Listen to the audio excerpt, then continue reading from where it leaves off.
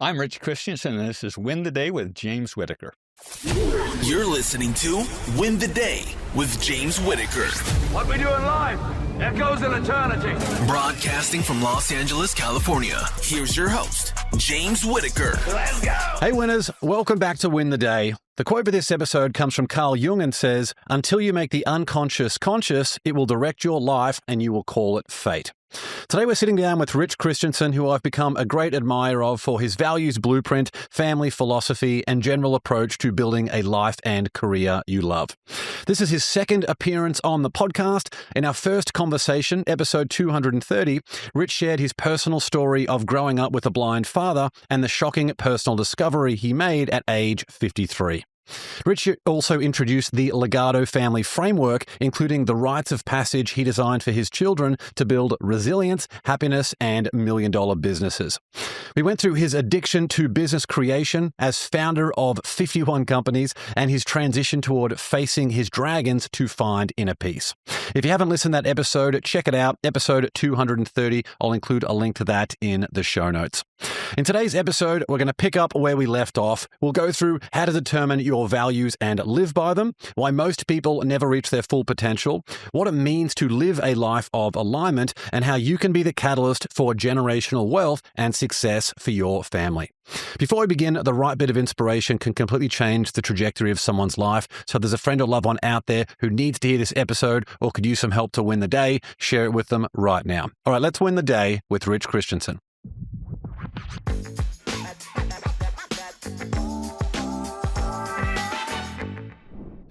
Rich, great to see you. Thanks so much for coming back on the podcast. It's so fun to be here. I've just loved our conversations every time we've been together, James. Yeah, likewise. Well, to kick things off, do you want to give us a bit of an overview of the work that you're doing today?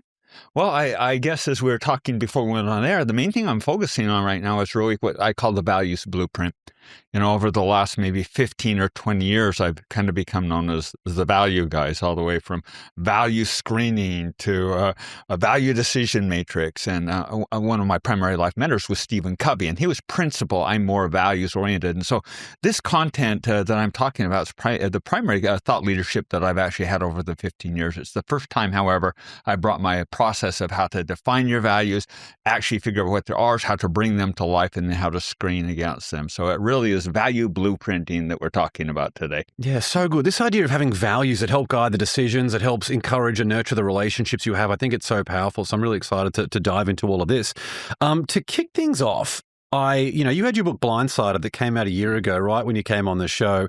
In it, you spoke about this idea of facing your dragons. And I wanted just to ask you this question. I was curious, out of all of the people that you have spoken with and sat down with over the years, is there a common dragon that people need to face, and how can they overcome it? Yeah, boy, that's a good, thoughtful question. And I think what it really boils down to is what's your 5-year-old dragon? It's what happened to you when you're 5 years old. And, I've been able to work with and talk with individuals all the way from sexual trauma at a young age. Boy, that's a tough dragon to face that really becomes a defining event. To sometimes it doesn't seem significant. Maybe it's just being left out or maybe picked on a little bit in school. But nonetheless, those patterns seem to just keep coming up over and over and over, and until we deal with them. It's kind of your Carl Jung quote there, until we face them and deal with them and go down their throat and then grab the gizzards and pull them back up and look at them, that we realize they're not that scary. But I think that commonality is it's, that's the first one is childhood trauma. And then I think the second and the big one is am I enough? I think most people in the world struggle. It's amazing. You talk to a lot of people that are fairly influential. But when you get behind the layer, the ultimate human question is, am I enough? And our ultimate need is just to simply be felt, seen, and heard for a minute. So I think that those two things combined is how I'd sum that up. Yeah. And we often have this idea of wealthy, successful families, like a lot of the people that you have worked with, that these people are somehow immune from a lot of the things that, that plague other people. And of course, they have a different set of problems, but it doesn't mean that they will not face trauma when they're young. And I feel like the question that you put there is that question of, am I enough? So even these people that might have different struggles to some people who might come from poorer families, low socioeconomic regions, but still grasping with that question of, am I enough? Especially if you have had a successful parent or mentor, sometimes those feelings can be stronger, right? Well, I think that that's true, but don't leave out the successful parent. What's the rocket fuel driving that? It's the same thing as proving I am enough. I personally don't know Oprah. I've not met Oprah, but I have a friend that knows Oprah fairly well and told a captivating story that really got my attention. He said that he was in a dinner at one point, and I guess she had brought up at the end of every program, after they went off air, the same question is always asked. And it's like, I want to know that question. And so I says, what was that question? He says, well, the question was, picture here, Barack Obama, Nelson Mandela, Cheryl Teagues, name the individual. I can't picture the Dalai Lama doing this, but your presidents of the United States are thought leaders. When they go off air, they ask, was that okay? Was that okay? Really what they're saying is, am I enough? Am I enough? Am I enough? And I really do think it's the ultimate human dilemma. And it's not until we actually get in touch with the recesses of our soul and who we really are. And I think that will segue somewhat later into your personal values and knowing what you stand for. You actually get some level of peace or confidence. And one of the joyful things is getting a few gray hairs. Looks like you're sprouting a few too. Is you kind of just quit giving a rat's ass what everyone thinks. And you just kind of get comfortable of standing in your own power and your own authority, and embracing the reality of who you really are. And I think particularly when you go through really challenging situations, which we both had the opportunity to do, but certainly blind soul. It was the ultimate of complexities. I think in those environments, it gives us the opportunity to disassemble so then we can reconfigure what we really are. And maybe at some point even heal some of the childhood trauma. Mm. And when you look at the world today, do you feel that the family unit is actually falling apart, or is it just a lack of values and rituals that's causing these problems we see today? Well, our structure system is what's falling apart. That's why I've just been on a rant and a tear. It's like, how does a guy move from lean startup entrepreneurship, zippy, to actually, family frameworks and value systems? And it's my contribution. I couldn't help but not do this because I build the frameworks. And indeed, the semblance of our society are falling apart. And the reason for that is, well, first of all, the family unit's not identity. The value system has been misidentified.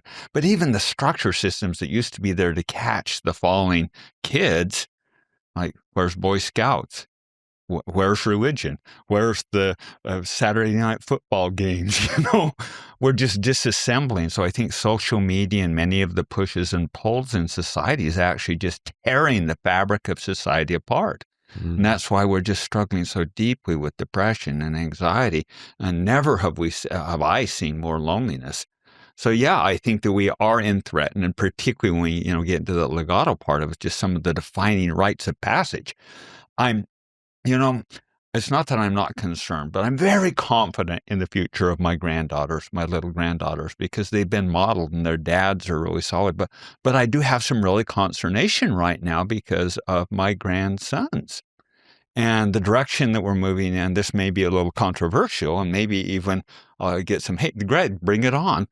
But it's, we can't completely demasculate and tear men apart. And societally, we need sovereign queens, sovereign kings, both standing in power. I have a good friend named Chief Bill Lane. He Northern tribes, and he will always say, well, we've been flopping around for 200 years with the right wing. What good does it do to cut the right wing off and flop around with the left wing for 200 years? And so I think getting this balance of not dumbing down our men, not dumbing down our boys, and allowing them to stand in their power. They're failing epically right now in higher education and career and launching, and much of that is because of how they're being portrayed in media. And so now I'm not proposing or saying that any man should be anything other than ultra honorable. As a matter of fact, what I'm challenging and I've challenged my sons is even take it to the next freaking level.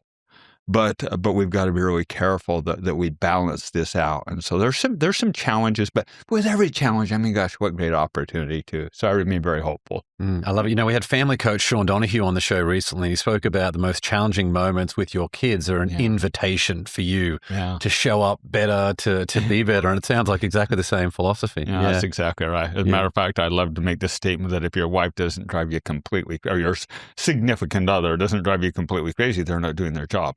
And if your spouse or significant other does it, your children are guaranteed to unravel you. That's their job, is to get you more patient, temperate, expand your soul. Because I really think that's why we're down here, is soul expansion, tension, and to build more soul character.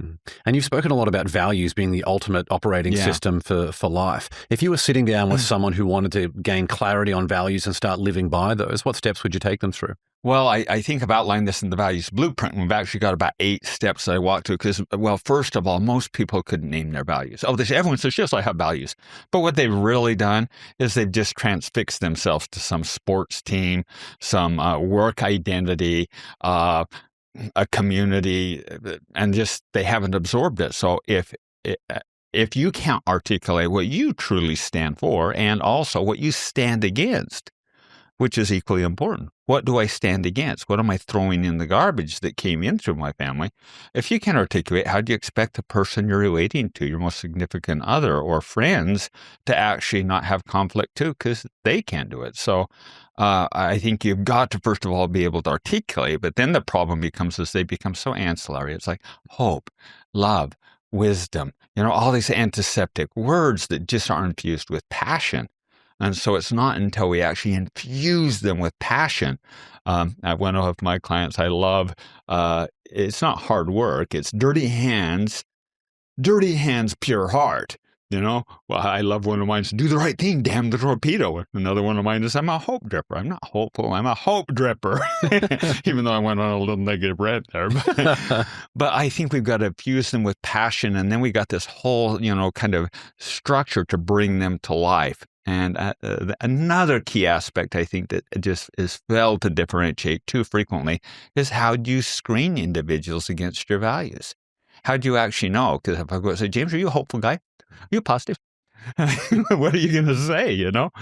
So you've got to have trick questions up your sleeve that you can ask, little sideways questions to evaluate who's in, who's out.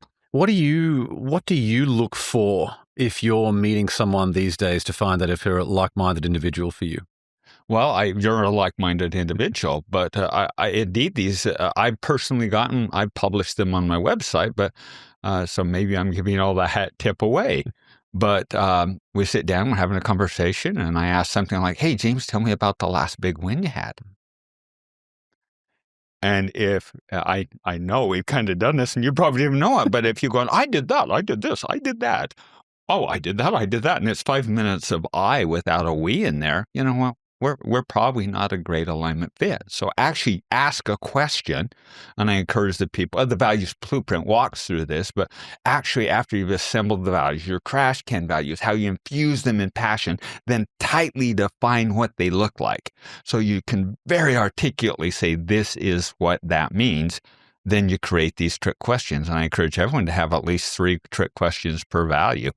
One of the ones recently, because it's a scarcity one, is the best is yet to come. Hope dripper. No scarcity. I don't believe in scarcity. So we'll ask the question. So you show up to a party and 20 people show up and you only got a dozen donuts. What do you do? Most people say, oh, I don't like donuts, and I don't either, but I'll cut them in half. Or I won't have a donut. It's like, well, call Uber Eats, order 5 dozen donuts. Let's all get fat together. So I think that you can ask these really fun and playful, just part of life questions to screen pretty quickly and determine. I was visiting with this very charismatic young lady, and she had a very large following, and she was going on for about 15 or 20 minutes about how all the guys in the world are terrible, and they're all bad, and they're all using me, and on and on, and oh, poor me, and this and this. It's like I just finally had it, and I probably wasn't as pleasant as I should have been, but I won't say her name, but I don't feel sorry for you. You haven't done your values. Just, I have to. Here they are. And it's like, okay, well, first of all, those aren't values. Those are just little platitudes. But okay, I'll give you the values thing, but how'd you screen against them? And she says, what do you mean? And I says, well, you talk about all these user guys. And then I'd made that same comment is had you ever thought to ask a guy as you're getting a relationship, tell me about yourself. Tell me what you've done. And see if they rant for 15 minutes on themselves and put them on the cover of the Rolling Stones, or if they talk about their mother or say something about their beautiful little niece and nephew they care about. And if they don't, you probably got user, faker, taker. So just out. I love the Warren Buffett quote, the level of my success is directly proportionate to the frequency of which I say no. And the no's matter more than the yeses. I love this model of blood brothers, blood sisters, tribe, and then drawing a circle very carefully of who we let into our inner sanctum. We have to have the courage to say no, carefully, tightly control that, and then screen against it. And the more fluid the values are inside your trust network and your blood brothers, blood sisters, the more trust and the more power you amass. So it's actually very appropriate to screen people out. It's not, it doesn't mean you can't be friendly, but not necessarily deep, intimate friends. Deep, true trust takes time to develop. How would that work for a 16-year-old if they're in a group where really none of them have taken the time to get clear on what their values are because they just haven't had enough life experience or the right mentorship? Well, all right. So I'm going to answer that, but I'm going to kick it back the other way with shame on you, parents. Yeah. Shame on you. Shame on you. Yeah.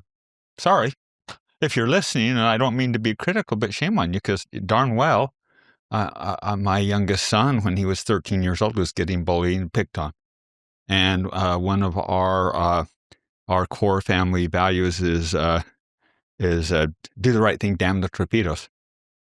And they all know that. And there was a young kid that was his friend that was getting mercifully picked on. And the hell and storm came over my son, who was also being bullied, and shut it down and fought and put it and actually had a stand. And he knew what his values were to stop it. And so the question, and I think you just pointed out the very semblance is in what society 200-300 years ago did a 16-year-old not know what he stood for and at least had a semblance? Now, everyone gets to pick kind of how they identify. Even with my sons, as they grow up, they keep much of it, but then I want it to transcend beyond the platform we have. But you just pointed to the very epic problem. So in the essence of them not doing that, what are they identifying with? Yeah. Seriously. Yeah. The Utah Jazz, the LA Lakers, the Los Angeles Dodgers, we're here and, oh, good. Well, what does the blue mean? It's just, I'm part of something, but you want that to be their value base. And I guess they just adopt the behaviors they see modeled. And if it's a parent who doesn't take care of their own, that's why they wishy-washy in the wind, and it doesn't do it. But it only takes one. It only takes one of a strong ethos and value. And I've seen it happen time and time again. And it doesn't have to be a big, hard thing. I think that's where so many people break down on this value thing. It's, oh my gosh, it's so fun.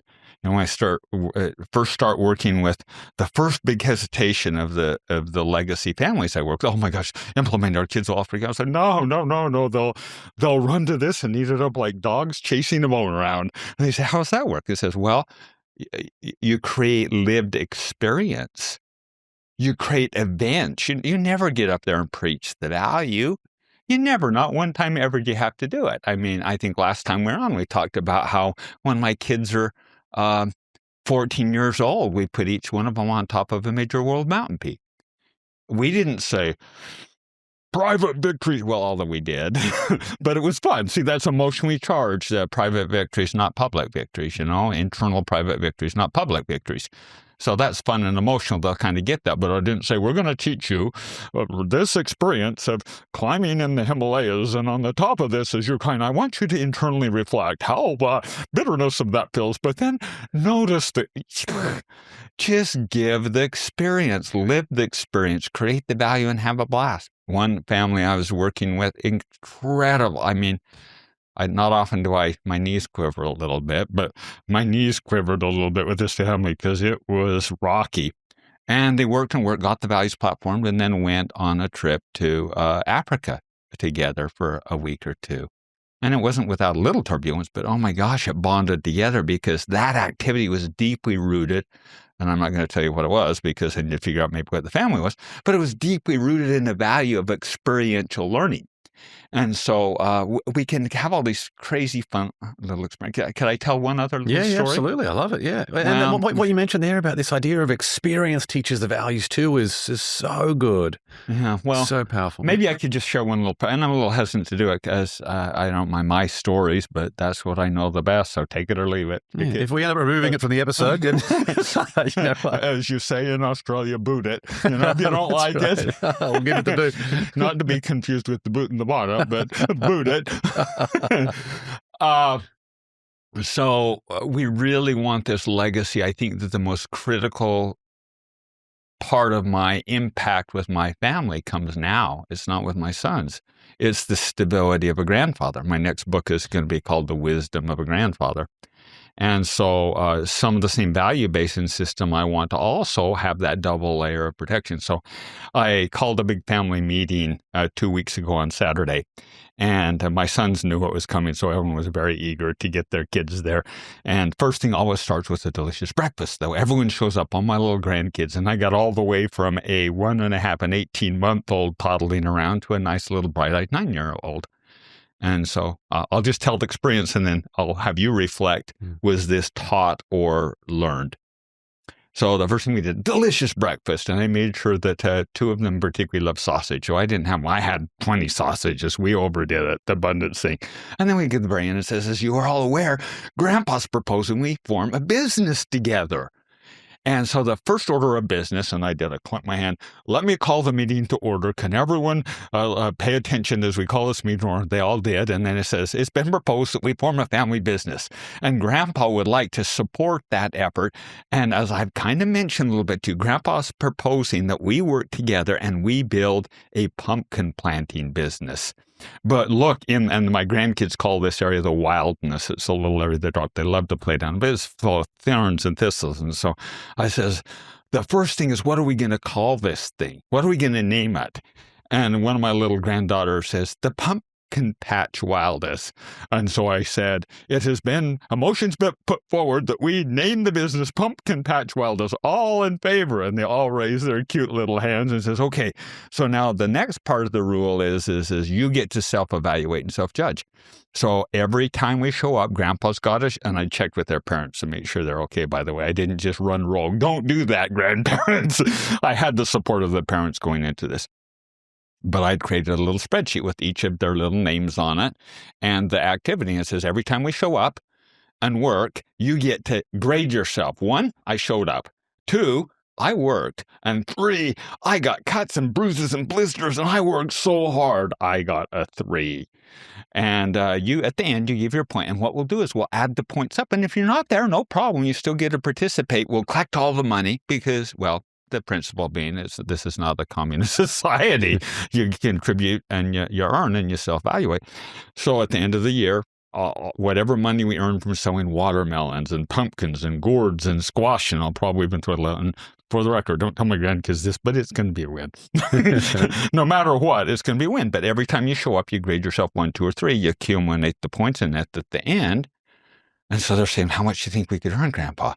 And, well, I said, if we earn $500, then this could mean $47.32 if you score like this. And then at that point, they're all in. So you can imagine what happened.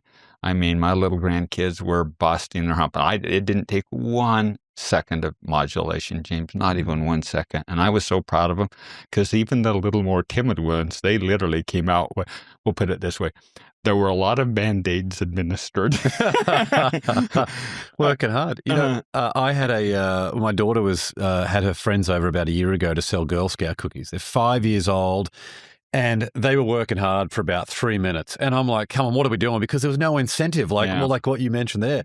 I had to be the one down there getting the car, we live near an intersection, getting the cars to wind down their windows so I could talk to them and point to move the signage into a higher traffic area and do all of those different things. But I can see there, like that famous quote, I think it was Charlie Munger, of show me the incentive and I'll show you the outcome. Yeah. You're giving them buy-in for the incentive and they start to understand that process and obviously their value and what they can get back as a result of that, and everything, all the good stuff happens. I'm not going to dissect it for you, you listeners. I'm not going to, but I will tell you this. I never do a single win. Refuse to. Won't do a double. Won't even do a triple. There were at least 5 core life ethos taught there. And you know what?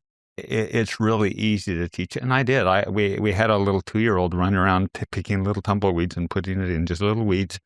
And it actually took more effort to avoid trampling them than it did having them there. But why were we really doing that? And so there's all sorts of great life learnings. Then you get done, you have the victory lunch, they self-report, they're so excited, they go back, they're going to tell their mom and dad how much they're going to earn, and look at this scar I got from this, and I carried the biggest log, and it's just, I don't know, live it. Don't talk about it, live it. But how do you live it if you don't know what you're living? That's my whole point. So I think you've got to, and I've, over 15 or 20 years now, I've developed just a whole really fun set of questions of how you actually pull and extract that out. I call it 7-generation purview and just some questions. So you've got to find your own values and the family values of your family before you can ever even think to do something like that. Otherwise, you're snipping at the wind and hoping you're going to, I'm just going to catch something. It's like you're snipping at the wind if you don't know the platform of your ethos. And a lot of parent coaches talk about this idea of, instead of parents saying, I'm so proud of you, is getting the kids to say, right, I'm proud of myself. And what you've done there is you've created that process for them to feel proud of themselves without some generic, oh, I'm proud of myself. Like doing the work, doing those reps, having that feeling of a family as a unit.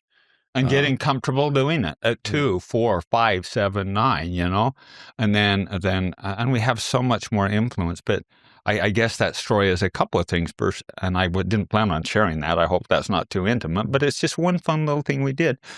My grandkids are all reaching out, Grandpa, when are we doing the planting? I mean, I don't have to go chase them down because they know there's going to be delicious food. And they also know that there's going to be that reward and that self-valuation thing that goes on. And they know it. They know what self-esteem looks like. I have no fear for my grandchildren, my children. I know they're going to be confident, but I'm kind of concerned about a lot of yours. So let's level this thing up. Let's get this thing put back together, because we've seen the outcomes when societies disseminate. And again, I'm a hope dripper. I believe the best is yet to come. I'm giving a commencement address here in a couple of weeks at the university. And that's my talk, is the best is yet to come.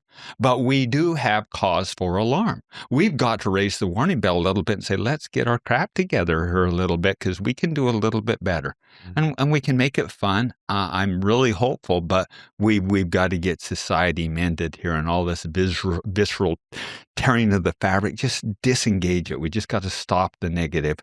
There'll be a parent listening to this or watching this, and they will go and do that with their family this weekend. They'll be thinking about it like, look, I have no idea of what activity that we would do this weekend. Instead of having the kids sitting there on their phones or watching TV, going and doing that and bringing it together. So thank you for sharing that. Oh, you're welcome. Yeah. And don't do mine, for crying out loud. You got better ones than I have. I mean, all these little rites of passages have come out of Legado. It's like, oh my gosh, can I still go? I want to go back and try that again.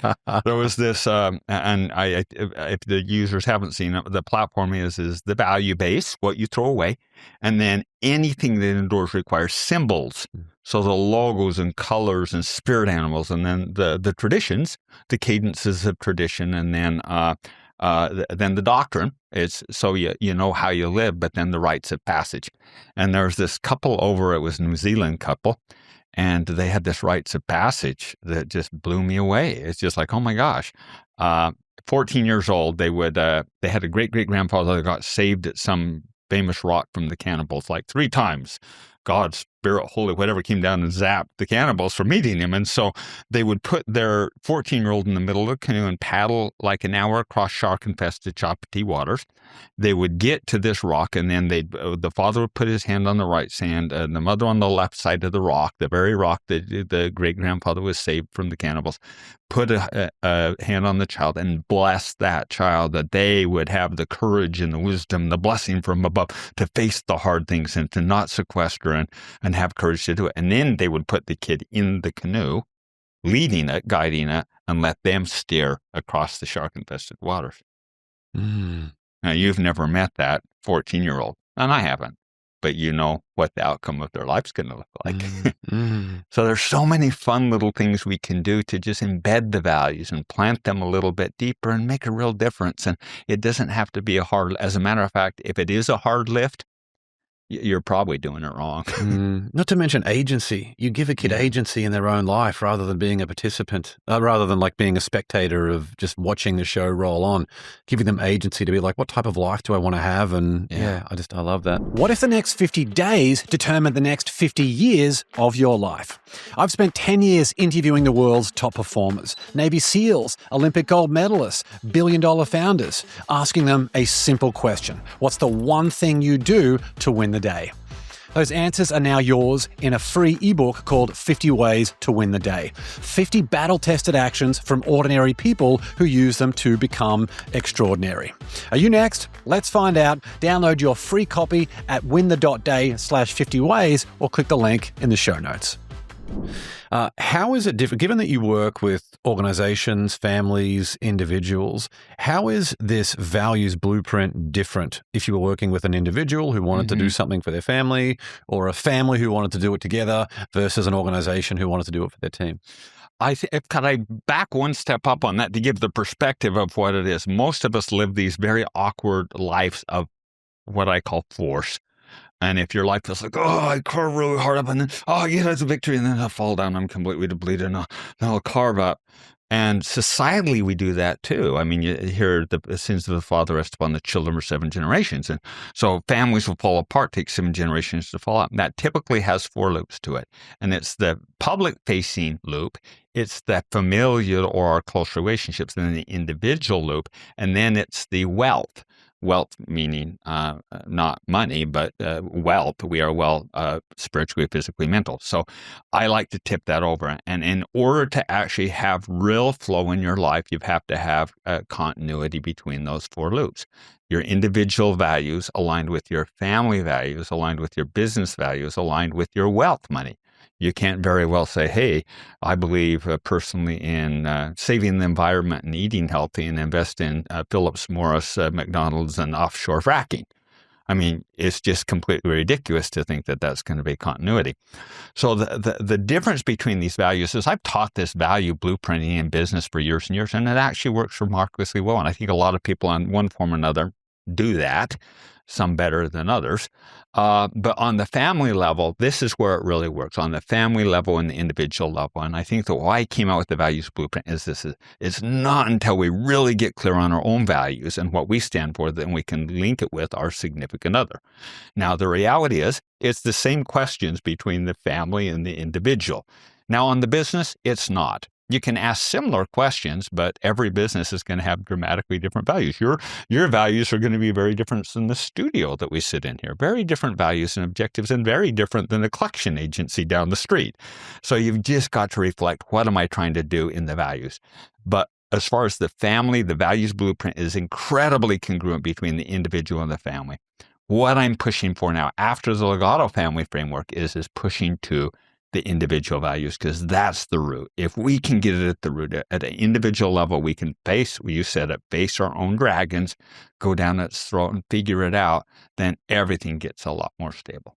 How does someone working for a big corporation care about the values of the larger entity? Okay, so here's the reality is there's really 3 key things a good CEO could do. Number 1 is cadences of accountability. Or top line accountability. Yes, that's, and everybody gets that. And then the second is the culture. Everybody knows that, but it's the value base of a company, because inside a company, if you have a clean, fluid value base, the speed of trust is dramatically higher. You don't have to sit there and wait. As a matter of fact, I'll go so far to say the worst hire you can make in the entire world is someone you really, really like and culturally fits, someone who is wicked smart, but you haven't valued screen. That will be the worst hire that you can ever make in your life, because they can be smart, they can be your best friend even, and then totally tear the fabric of the company apart. And I actually had that happen. It's actually what inspired me to become an author. I had one of the most successful companies I created, hostile takeover by one of my best friends, by a very dear friend that I brought into the business. And I'll tell you the value misalignment. I'm a lean startup guy. It's like, and he'd always say, well, it hurts the same to fall from a 100-story building as a 2-story building. And it's like, well, one kills you, the other breaks your legs. But he believed in big, big capital raises. Was his value wrong? No. And I'm a lean startup. Was mine? No. They're just different value misalignment. So blending those two, of course, is going to end ugly. So getting congruency and a really vibrant, the same concepts hold of don't just put a sterile word out there. And honestly, that's what most people do in corporations. But you've got to have just really, really vibrant, dynamic, inside circle kind of little words. And it does. It applies directly to the value. Every bit of that applies. But if you really want a vibrant producing company and culture, get a consistent value system. I cannot tell you how many clients that I've worked with and people that I've spoke with who have had just toxic people on their team who might be good producers, they might be getting good results, but there is a significant values misalignment, and they have that hesitation, right? They're like, oh, what do I do here? Because sometimes they have that feeling of the devil, and eventually once they make that difficult decision to move that person on, it's just like they can breathe again and everything gets easier. Well, and I'm really looking forward in our conversation to go deeper into that, because I think that what you're doing with Win the Day in your program is so relevant to that question. I should have flipped it back to you and then became the interviewer. We'll do that next for your podcast. For someone who feels like, whether maybe this is a parent or a leader in an organization, if they feel like they've been very preachy about these values, but they're still not getting the results from those people, is there anything in particular they should be looking to lean into a little bit more to help understand and diagnose exactly what they're doing wrong? Well, if you're being preachy, stop. That's the first thing I'd say.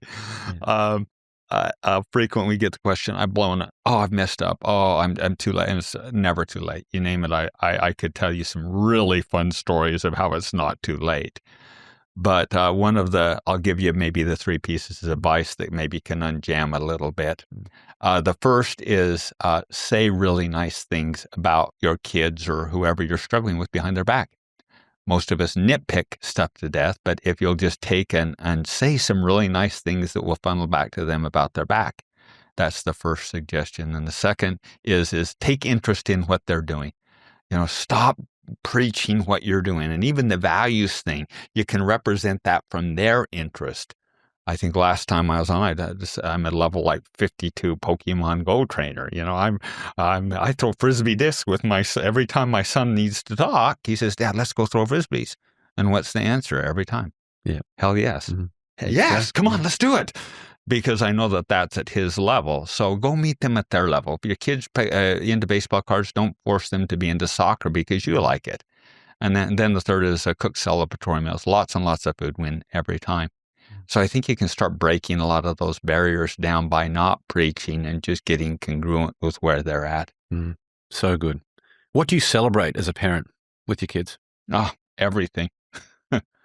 Everything. I feel like there's also then the trap though of like, if it feels like it's almost false praise. Like, sometimes, let me give you an example from my own life. I remember when I was young, and if I was going to play golf with my dad, who's an amazing father, I couldn't ask for a better father, but we'd be out playing golf and I would hit a shot that I'm pissed off. I'm like, oh, that was horrible. And he'd be like, oh, great shot. And I'm like, this is horrible. And I feel like it's false praise that actually makes you feel worse rather than something that's, like a positive. That's because it's disingenuous. It's not real, but you can all look for the things that are the real praise. You can be genuine. We live in a world, most of us know when we've screwed up.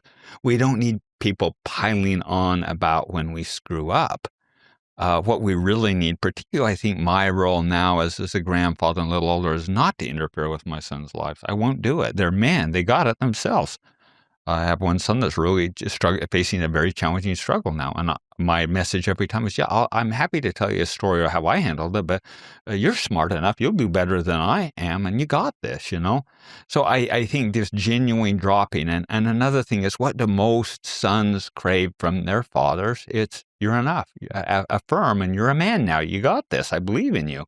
What do most dysfunction with young women and their mothers come from the mothers not cutting the apron strings.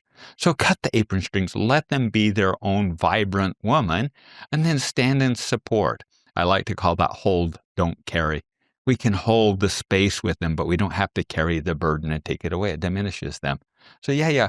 And I think we have a little family chat, and everyone's non-apologetically, hey, here's a fun little thing. And everyone was cheers and yay, what awesome, So yeah, we need to, and of course, don't celebrate fake stuff. But what we don't need to do is correct and nitpick to death. Love it. And when do you know you have the right values in place? Well, I think that's a really good question. I wasn't expecting that. I think, first of all, you just got to get a basis. And then what I think the way I'd answer that is when you start having a lot of little hiccups stop occurring, when the water's settled and you get into a flow state. And if there's no problem if you find one that pops up, well, add another value or tweak it slightly to adjust for the scenario.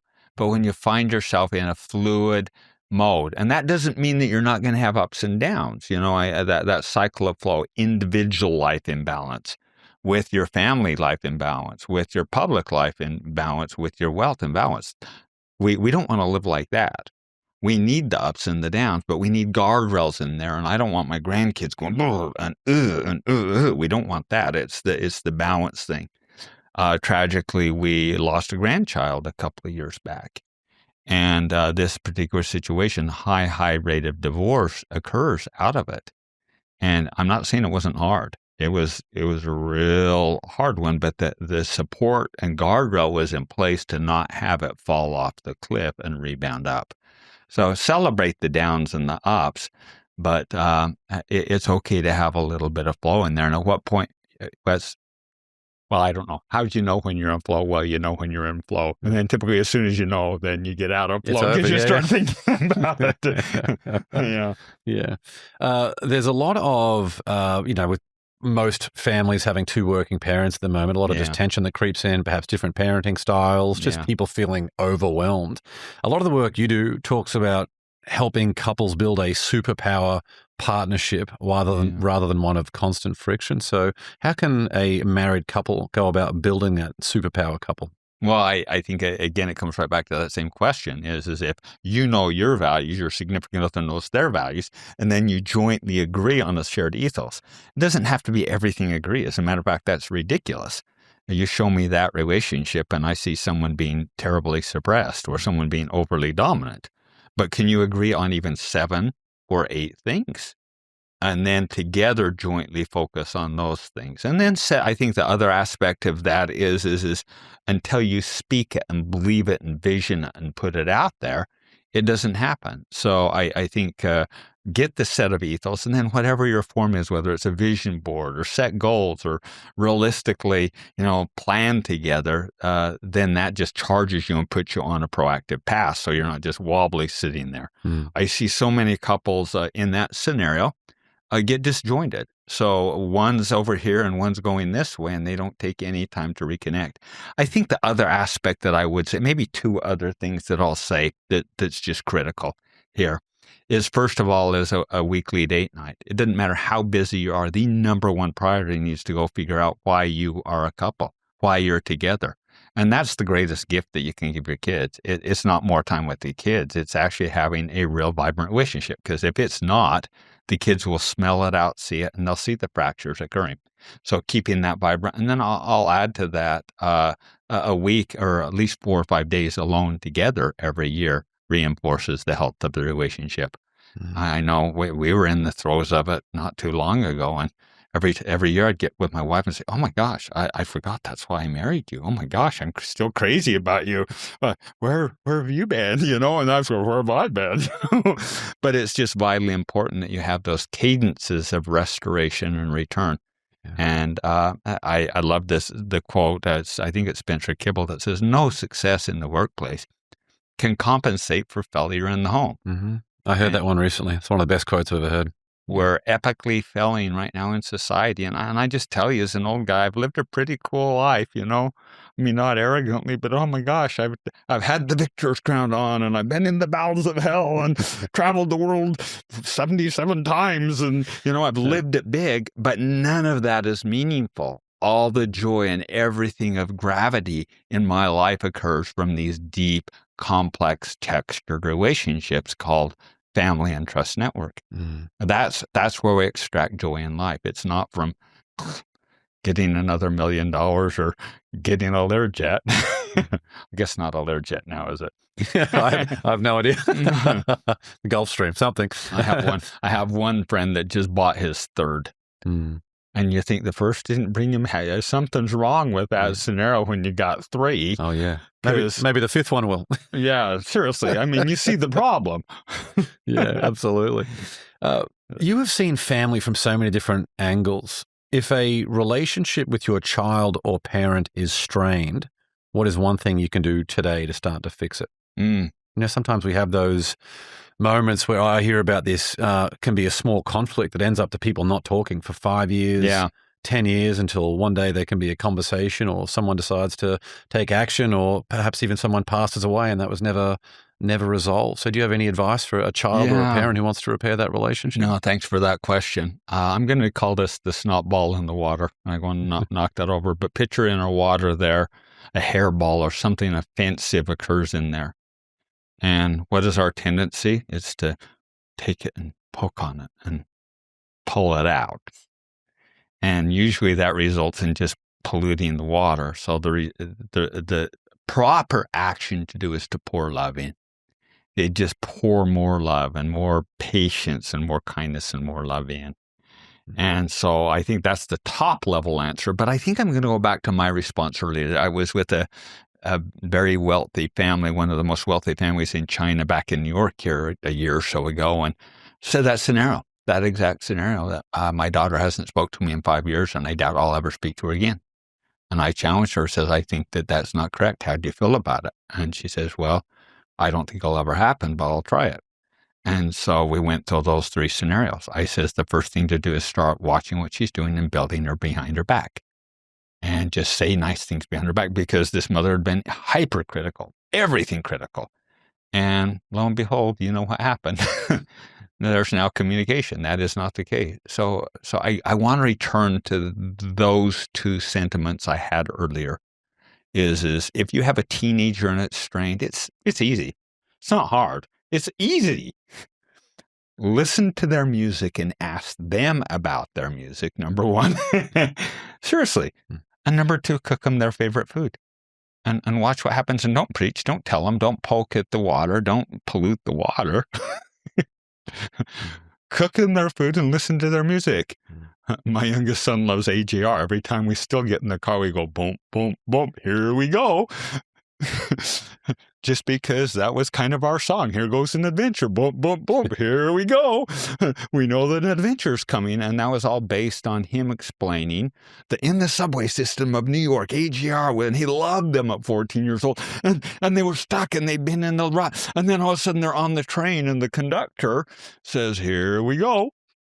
And that inspired them, and they created the whole next successful album. And just the fact I connected it. I mean, you see, that seems so silly, doesn't it? But it's not. So take an interest where they're at and what they're doing. Listen to their music and just stop already at the poking at the defending object. And that would apply even if that person's engaging in behaviors that are contradictory to the values the family had set up? Well, which I know can be obviously very challenging. No, it can be very challenging. And I think in those scenarios, I have one family that they're no matter what values.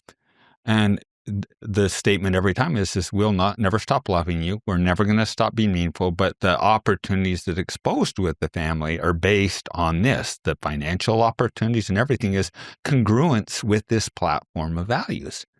And so we don't have to retract our love. We can still say, I love you.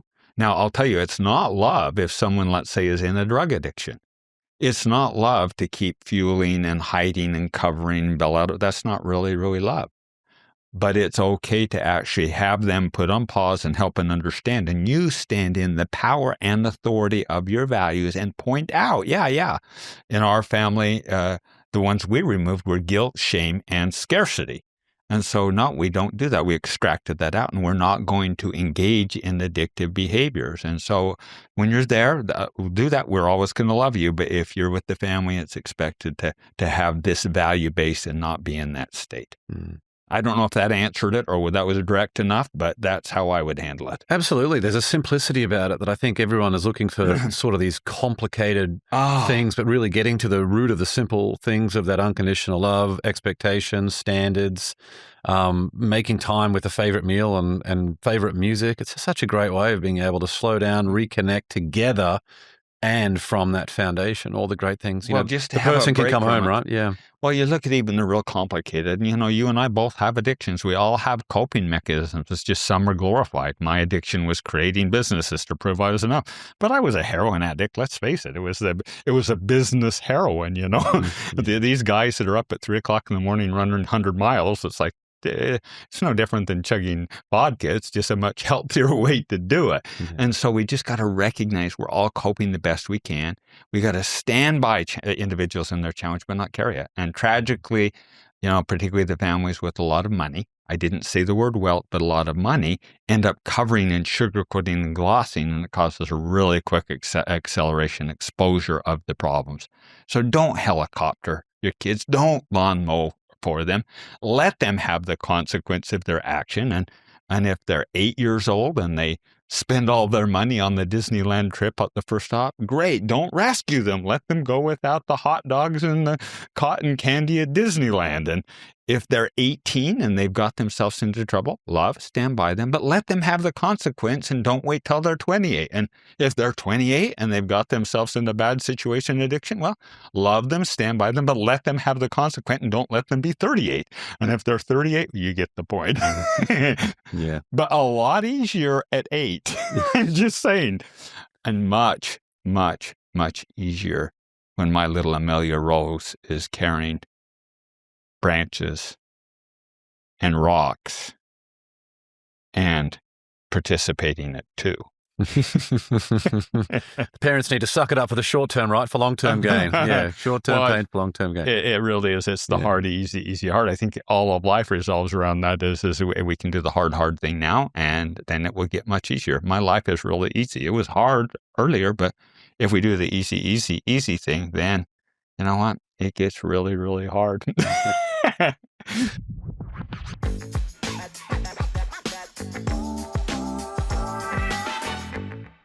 Well, let's now move into the Win the Day Rocket Round. Now, Rich, as a return guest on the show, you get a unique set of 10 questions for the Rocket Round just for you. You ready for this? Okay. Number 1, what's the most important part of your daily routine? It's my, I'm doing Qigong. I do Qigong every morning before I exercise. Awesome. Number 2, out of all the family rituals you have, which one is your favorite? I think that my favorite is the Sunday dinners where we get together for a big celebration meal and honor a member of the family. Can you tell us a little bit about that? I think that's really interesting. Yeah. Well, we just gather and celebrate the victories of the family, cook a big, delicious, abundant meal, cook about double of what's necessary, let everyone eat delicious food, and then just honor who won the ESPN Fantasy. Congratulations, Nathan, you beat me in fantasy, and pass him the trophy. Or Matthew won the highest score in pinball, and so we pass him the big lobster towel because he's now got the pinball high score. And we just acknowledge the fun little dynamics and victories in the family. Rather than compete negatively, we celebrate the victories amongst ourselves. And it smarts when we get the trophy taken away from us. You've probably seen on the back thing, I keep that dumb little cheap $10 fantasy basketball trophy, and it's now going to be gone because Nathan got it. Number 3, what's the best thing about the season of life you're in? Oh, I love the season I'm life in. Is I know who I am, and I'm non-apologetic and okay, just standing in my own power, and I don't have to please anyone. I'm going to do the right thing for the right reason. Number 4, what's your best piece of marriage advice? Patience. I think that poor love. And us men is just try to listen a little bit more. I'm still working on that. Me too. Make sure I listen. As men, I'm such a fixer that I'm so too easy to jump in and fix. And I personally, I'm still working on that one of make sure I saying, now, is this one you need help with, or are you just expressing and then listen patiently rather than jump and solve the problem? Yeah. Number 5, what have you learned as a grandparent that you didn't learn as a parent? What real love looks like. I thought I knew love as a parent, but now, I think it's agape love. It's just like there's no right nor wrong on these kids. I got a little ballerina dancer, and I'm not sure what she's going to be. And I got a little gymnast, and I got a little, I'm not sure whether he's going to be Hitler or Winston Churchill, and I don't care because he's just beautifully, powerfully, dynamically strong. And I think just the capacity to see the very essence of these amazing little souls and be good with where they're at. Number 6, how do you handle negative thoughts? Honestly, breath work is probably the key thing. I have a setup routine that I do, very specific. I call it the 2-minute submit. When I feel my negative start cycling down, I get out of the limbic brain, eat it, kill it, mate with it. Couple of deep breaths, move around, say a power mantra to myself, ask for help, and then visualize something positively. And I found that moves me out of limbic into frontal cortex. Number 7, what do kids need most from their parents? Unconditional love and stability. Just unconditional love. And I got to throw in there too a platform of consistent values. Number 8, what's one thing every career-driven person needs to know? Motion versus momentum. Scurrying around doing tons. I'd been there and done that does not equal momentum. And actually, if you're deliberate, thoughtful, and take that time to sharpen the saw and be deliberate about you do some what you're doing, the right things, rather than just a bunch of things, you'll actually have more success. If I was to go back now, I do 3 to 4 major things every day. That's it. And I would have killed it. I would have not started half the businesses that I created and would have accumulated far more money. Number 9, what's your favorite activity to do with your kids? Right now, it's Frisbee golf. My sons and I, my 2 youngest particularly, have really, well, and there's one other is I got 2. We're in a great big, I bought a 1986 pinball machine called the Grand Lizard. And my kids will come over and play it till 2 a.m. trying to take the high score. And so it's like we've got like a major pinball thing going on, but really enjoying it springtime to go throw Frisbee golf with my sons. Yeah. I've never played Frisbee golf. I'd love to do it. That'd be great. It's kind of a hippie sport. And so it's kind of fun to go out there and act like I'm a stodgy hippie, you know? Awesome. We have a great time doing it. And last question, number 10, what do you want to be remembered for most? Well, I think the key thing is the private victory again of my grandchildren honoring and knowing the stability was provided. But I think publicly, I want to be known as stable content, the provider of stable systems and structures and content that help calm the chaos and help people in flow and just maybe lifted society in some small little way. So good. Well, there are a bunch of ways to connect with Rich, and we'll link to all of these in the show notes. You can follow him on Instagram at @richchristiansen_. Order his many books on Amazon and visit his website, richchristiansen.com, for the Values Blueprint and Legado Family Framework and so much more.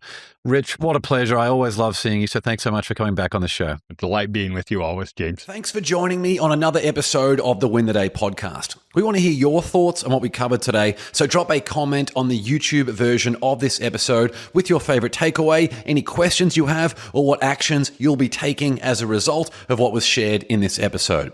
And if you found value in the Win the Day podcast, leave a 5-star rating on Spotify and Apple Podcasts. You'll find a link to both of those in the show notes. It'll only take you a few seconds, and more ratings really helps other people discover the show so they can get the mindset upgrade they need, and we can bring more winners into the Win the Day movement. That's all for this episode. Get out there and win the day. Until next time, onwards and upwards, always.